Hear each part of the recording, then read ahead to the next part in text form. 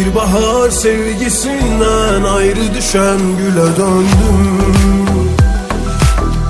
Sen bilmeden sensizliğin hasretinden küle döndüm.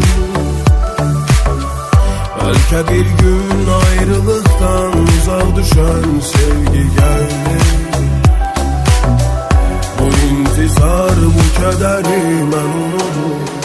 Sənə dönüb geri, indi mən qapındayım. Əlimdə ümidlərim var, inan ki tapılmayım. Sən mənim həyatımın üzərini tapdaladın utanmadan. Yaranın üzərində necə rahat yatar adam. Gözümü quruduram ağlamağın əvəzinə. Səni deyil sənə görə mən özümü unuduram. Gətirib xəyalımda onu bura. Ölümlə burun buruna dayanıb yoruluram. Unuduram səni daha, ürəyim qara deyil. Bu gecə düşündüyüm qədər inan qara deyil. Dünyanın təlləsində bir ölümə tələsirəm. Mən hər şeyin əvəzinə unuduram ona deyil. Bu gece bu kederi üzerimden atıp yere. Evi yok yaşayaram, hasretinden küle dönüp.